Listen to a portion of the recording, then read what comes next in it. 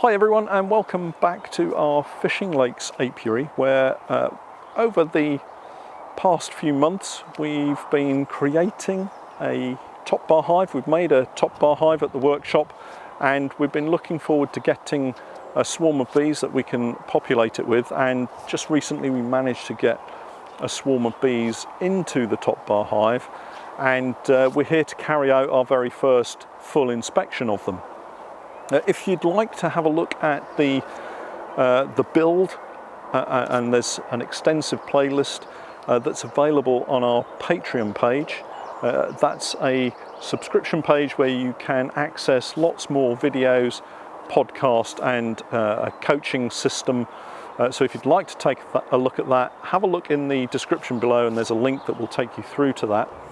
But what I'd like to share with you today is our first inspection of the top bar hive.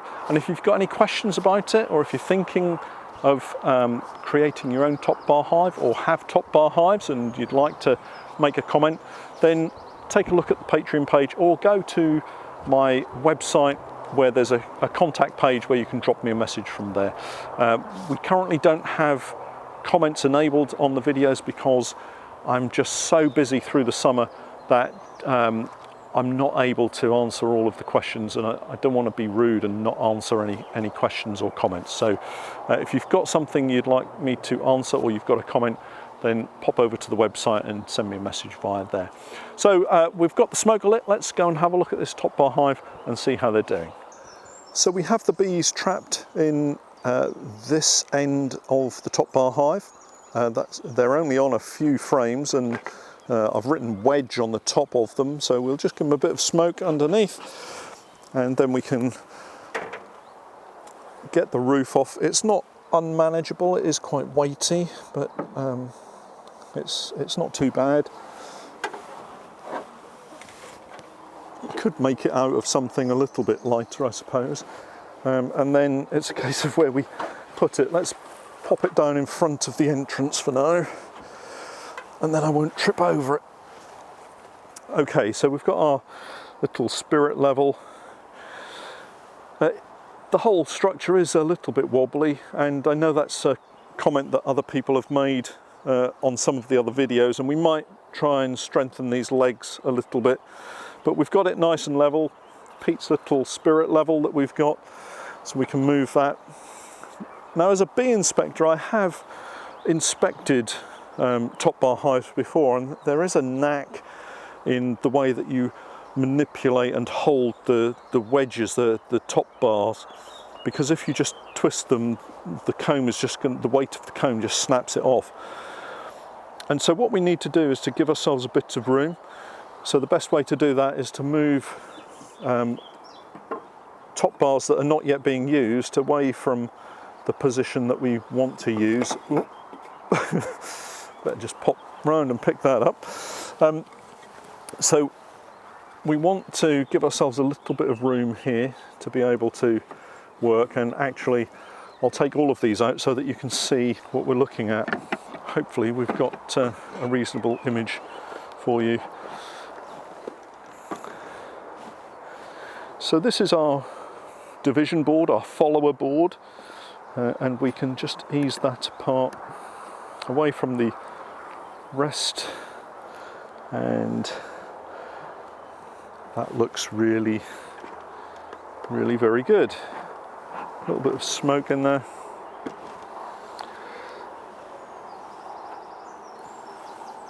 So I'm just looking down at the structure that they've created, and doesn't that look fantastic? That's really good.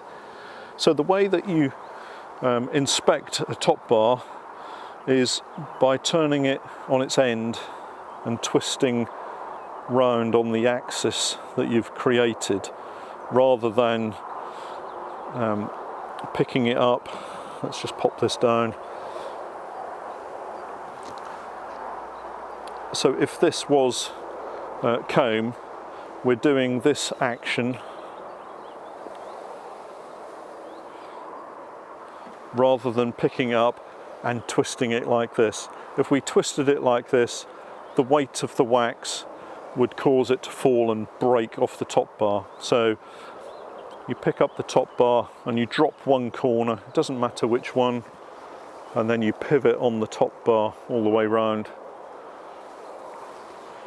and that makes it easy to inspect. So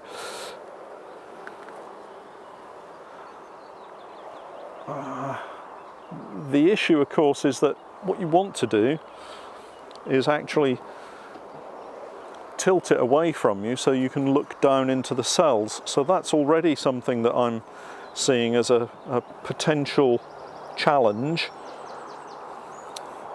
So we have to really hold it up. If I hold it towards you, so I'm seeing eggs. So we've got eggs in here, which is fantastic. The queen is laying, and we've got a little bit of brood here, so that's really terrific. Got a bee loaded with pollen here. Now the next frame I see has been attached to the side of the hive, the actual structure of the hive. So the bees have built it across and have stitched it into the side of the hive. So I just need to break that away from the edge. Hopefully we can create a bee space down both sides so that the bees don't continue to stitch in, because that then becomes a bit of a problem. So once more, tip it on its axis, and then you can turn it all the way over and look at the bees, look in at the comb. So here we've got some sealed brood.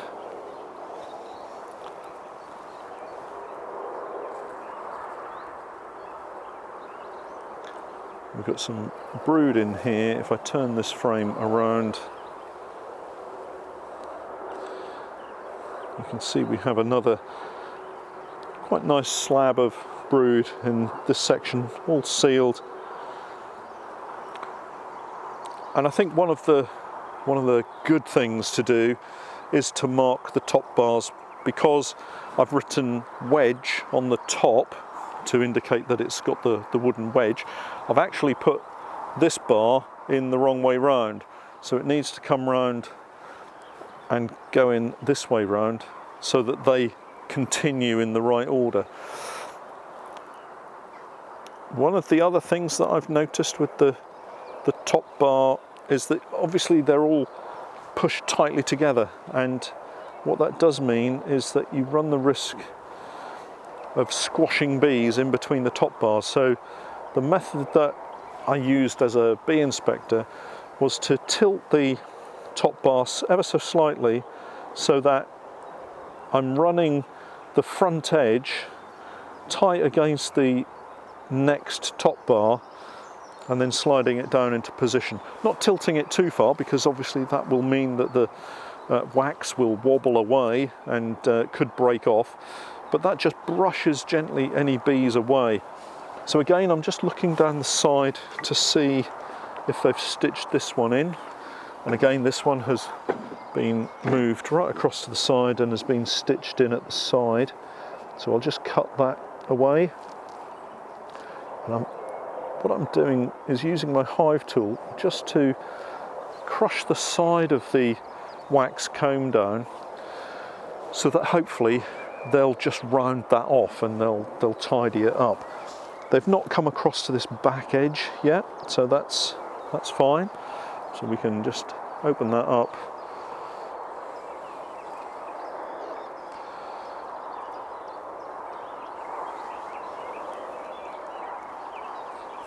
And there we have another very nice slab of comb. And we've got brood, sealed brood in the middle. And of course these bees were shaken in here as a swarm, and they've only got the bee numbers that we shook in here. Once this brood emerges, so the colony size will increase and we'll need to give them a bit more room. But that's looking really good. And I think also at the top here, once they build this comb across a bit more, they'll stitch it into the top bar a bit more, and that should hopefully give a bit more security at the top as well. So on end, swivel it round, and they all look particularly happy. Oh, and we've got the queen on this one, so the queen is in here. Hopefully you can see her little green dot in here. There she goes, and she seems fairly happy. But this is the problem potentially that we have with the top bar hive, or a problem. We've got bees that have now come up onto the top bar, and if we just push that against the other top bar, we're just going to crush bees. So we'll just try and move them off,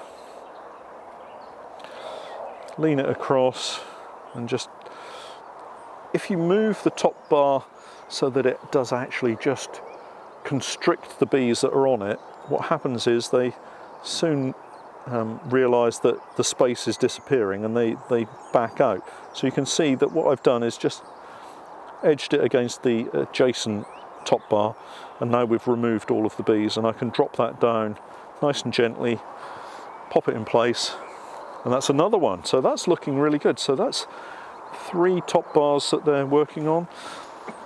I think we're lucky that these bees are fairly calm, and so we're able to spend a little bit of time looking at them.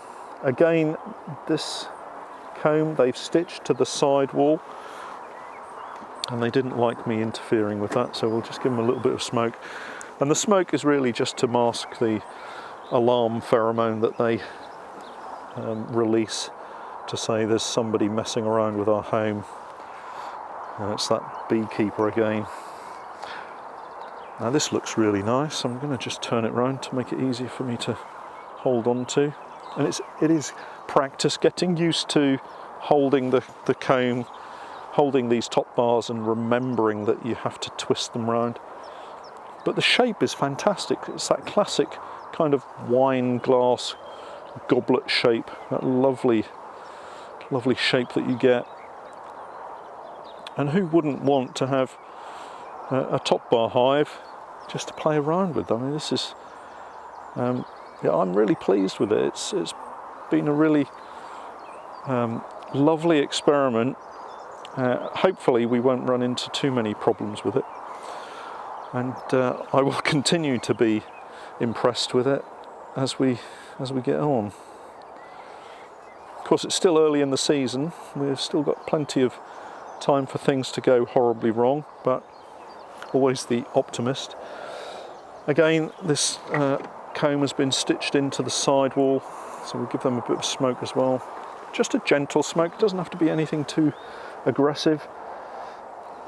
And then we can just crush that comb and flatten it off a little bit, and hopefully that will give them a reason to just flatten that side, edge that side off, and turn it into the side, and not build any more comb. It'd be nice if they could build this up onto the top bar away from the wedge. I'm just going to turn my back to the camera so I can have a look at the same time. Well, that's really lovely.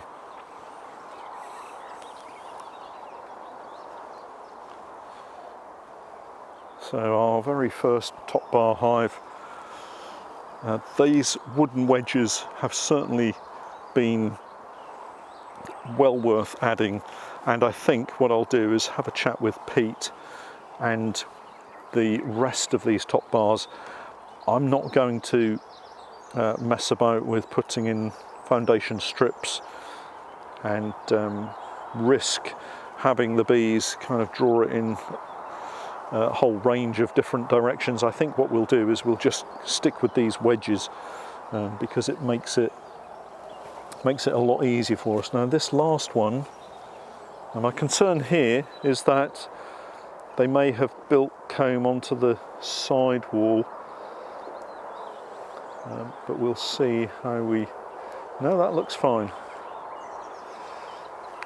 When I say side wall, I mean end wall. And look at the bees hanging from this as they try to construct their comb. It's just absolutely fascinating. After all my years of beekeeping, I still get excited and I still love seeing bees working and producing their comb. And that's just absolutely beautiful. Plenty of pollen still coming in, so that's good. Let's pop that back. And again, just trying to avoid crushing bees as we put that wedge back in.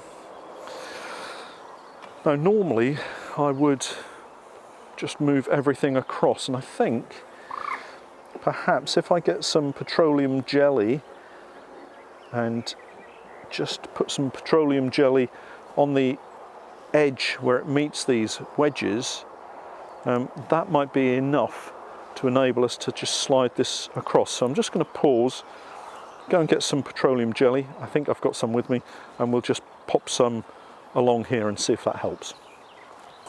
So typically I haven't, because of a little project, another project that I'm currently sorting.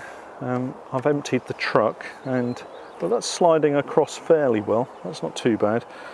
But then we have this problem here where the bees are tight against this top bar, and I don't want to crush bees, so I'll just wiggle this one in, see if we can just get them all across. And of course, from a commercial perspective, this is taking much too long. Come on, out of the way. Much too long to take all of this time to move these top bars across. But there we are, that's nice and tight, that's all fitting together. We've got the follower board, the division board in there, and that is our inspection. And I'm really pleased with that. So let's just put all the other top bars back in, pop the roof on, and then we'll finish off with a little chat. So I'm really delighted with the way that inspection has gone. I think they're doing fantastically well in there. They've been in there for about 12 days, and if we'd had maybe a way of feeding them some sugar syrup, they might have drawn those top bars a little bit quicker. But it's not something that I thought about at the time that we put the bees in there. They've got the pollen substitute in there which they're using, but I think if we'd given them some sugar syrup, they might have drawn those top bars a little bit quicker. But still, they've done a fantastic job in there, and I'm really pleased that we've been able to get the top bar hive set up. Don't forget, you can catch up with lots more content if you would like to take a look at more videos, listen to the up-to-date podcasts by going to our Patreon page, and again the link is in the description below. But until next time, thanks for watching.